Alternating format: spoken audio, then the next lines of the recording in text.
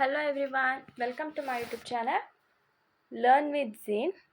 First language English SSLC Model Question Paper 2024-25 Key Answers. First main ಅಲ್ಲಿ choose the correct answers question ಇದೆ. choose the correct answer questionಗೆ total ನಿಮಗೆ 6 question ಇರುತ್ತೆ. First question she never does her homework.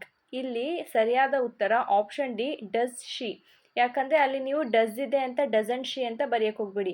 Never ಅನ್ನೋದು already sentence ಅದು negative ಫಾರ್ಮಲ್ಲಿ ಇದೆ. So ನಾವು ಅದಕ್ಕೆ ಡಸ್ ಶಿ ಅಂತ ನಾವು ಆನ್ಸರ್ ಮಾಡಬೇಕಾಗುತ್ತೆ. Correct answer does she. Second ಕ್ವಶನ್ಗೆ ಆಪ್ಷನ್ ಡಿ ಆನ್ಸರ್ ಆಗುತ್ತೆ. Question number 3 option B answer ಆಗುತ್ತೆ. ಹಾಗೆ ಕ್ವಶನ್ ನಂಬರ್ 4ಗೆ ಆಪ್ಷನ್ ಬಿ ಆನ್ಸರ್ ಆಗುತ್ತೆ. ನೆಕ್ಸ್ಟ್ ಕ್ವಶನ್ ನಂಬರ್ 5ಅಲ್ಲಿ option C is the right answer. Question number 6ಅಲ್ಲಿ option A is the right answer. Next ಮೇನಲ್ಲಿ observe the relationship in the first pair of words and complete the second pair accordingly in the following sentence. So ಇಲ್ಲಿ ನೋಡಿ stair ಅಂತಿದೆ, ಅಲ್ಲಿ ನಾವು ಅದನ್ನ glance ಅಂತ ಬರಿಬೇಕಾಗುತ್ತೆ. ನೆಕ್ಸ್ಟಿಗೆ specialist ಅಂತ ಬರಿತೀರಾ. ಅದಾದಮೇಲೆ ungrateful, next clumsy. Next main third ಮೇನಲ್ಲಿ ರೀರೈಟ್ ಹ್ಯಾಸ್ ಡೈರೆಕ್ಟೆಡ್ ಅಂತಿದೆ.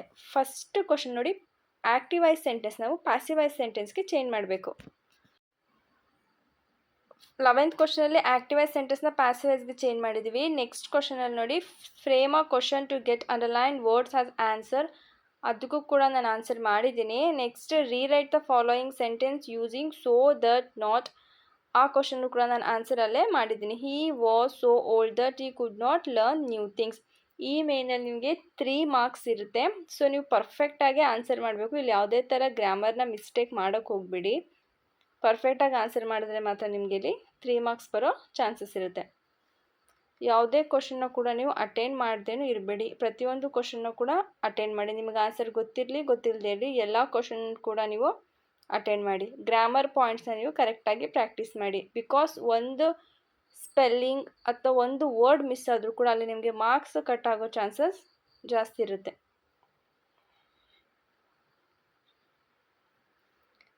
Next main answer the following question sentence each. ಇಲ್ಲಿ ನಾನು ವರ್ಡಲ್ಲಿ ನಾನು ಆನ್ಸರ್ ಮಾಡಿದ್ದೀನಿ, ನೀವು ಅದನ್ನ ಸೆಂಟೆನ್ಸ್ನ ಸೇರಿಸಿ ನೀವು ಆನ್ಸರ್ ಮಾಡಿ. ಅವರೇ ಮೆನ್ಷನ್ ಮಾಡಿದ್ದಾರೆ ಪ್ರತಿಯೊಂದು ಕ್ವಶನು ಕೂಡ ನೀವು ಸೆಂಟೆನ್ಸಲ್ಲೇ ಬರೀಬೇಕು ಅಂತ. ಟೋಟಲಲ್ಲಿ 4 ಕ್ವಶನ್ ಇದೆ. 4 ಕ್ವಶನ್ನು ಕೂಡ ನಾನು ಆನ್ಸರ್ ಮಾಡಿದ್ದೀನಿ. ನೀವು ಬೇಕಾದ್ರೆ ನಿಮ್ಮ ಟೆಕ್ಸ್ಟ್ ಬುಕ್ ರೆಫರ್ ಮಾಡಿ ಕೂಡ ಆನ್ಸರ್ನ ಕೂಡ ಮಾಡ್ಬೋದು. Next main 14 ಮಾರ್ಕ್ಸ್ಗಿದೆ. 7 ಕ್ವಶನ್ ಇದೆ. ಇಲ್ಲಿ ಯಾವುದೇ ಥರ ಆಪ್ಷನ್ ನಿಮಗೆ ಇರಲ್ಲ. ಪ್ರತಿಯೊಂದು ಕ್ವಶನ್ನು ಕೂಡ 2 ಮಾರ್ಕ್ಸ್ ಇರುತ್ತೆ. ಈ ಒಂದು ಕ್ವಶನ್ಗೆ ಆನ್ಸರ್ ನಿಮ್ಮ ಟೆಕ್ಸ್ಟ್ ಬುಕ್ ಅಥವಾ ನಿಮ್ಮ ನೋಟ್ಸಲ್ಲೇ ನಿಮಗೆ ಸಿಗುತ್ತೆ. Next 6th main. ಈ ಒಂದು ಮೇನಲ್ಲಿ ನಿಮಗೆ 3 ಮಾರ್ಕ್ಸ್ದು 2 ಕ್ವಶನ್ ಇರುತ್ತೆ. 25 question number combine the following sentence using. Question ನೋಡಿ soon, no sooner than, as soon as ಅಂತ ನೀವಲ್ಲಿ ಸೇರಿಸ್ಬೇಕು. ಕ್ವಶನ್ ನೋಡಿ he stood up to speak the people started shouting. ಫಸ್ಟಿಗೆ ನೋ ಸೂನರ್ ದ್ಯಾನ್ಗೆ ಹೇಗೆ ಬರುತ್ತೆ ಅಂದರೆ no sooner had he stood up to speak than the people started shouting. Next question number B ಅಲ್ಲಿ ಹ್ಯಾಸ್ ಸೂನ್ ಹ್ಯಾಸ್ ಅಂತ ಇದೆ.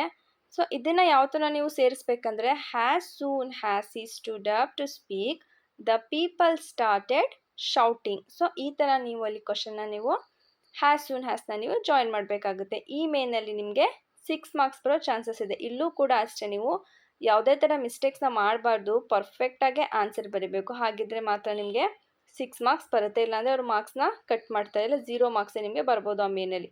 Next ನೋಡಿ 26 question ಇದೆ. 26ಅಲ್ಲಿ ನಿಮಗೆ ಡಿಗ್ರೀಸ್ ಆಫ್ ಕಂಪ್ಯಾರಿಸನ್ಸ್ ಕೊಟ್ಟಿದ್ದಾರೆ.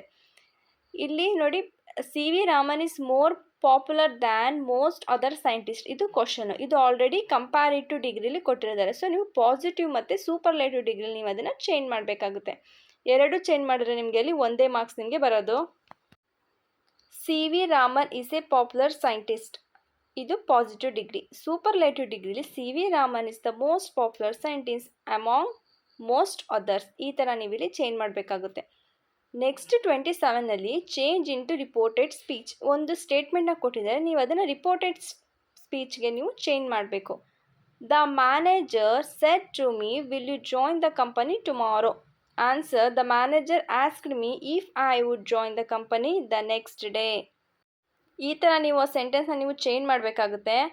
ನೆಕ್ಸ್ಟ್ 7th ಮೇನಲ್ಲಿ 6 ಕ್ವಶನ್ಸ್ ಇದೆ.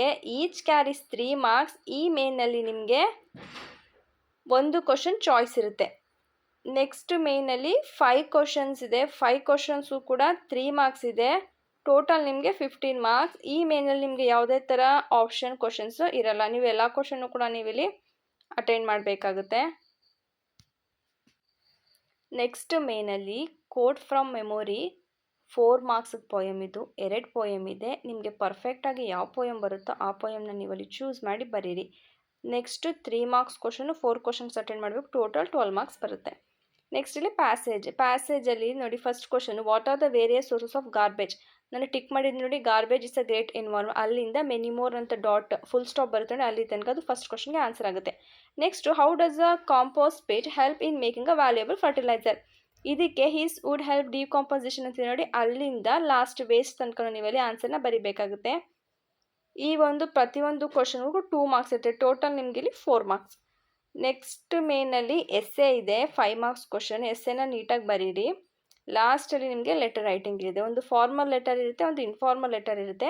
ನೀವು ಪರ್ಫೆಕ್ಟಾಗಿ ನಿಮಗೆ ಯಾವ ಲೆಟರ್ ಕರೆಕ್ಟಾಗಿ ಬರೆಯೋಕ್ಕೆ ಬರುತ್ತೋ ಆ ಒಂದು ಲೆಟರ್ನ ಚೂಸ್ ಮಾಡಿ ಥಿಂಕ್ ಮಾಡಿ ಆಮೇಲೆ ನೀವು ಅದನ್ನು ಬರೀರಿ. ಎಲ್ಲ ಸಬ್ಜೆಕ್ಟ್ ಕ್ವಶನ್ ಪೇಪರ್ಸ್ ಕೂಡ ನಾನು ಅಪ್ಲೋಡ್ ಮಾಡ್ತೀನಿ.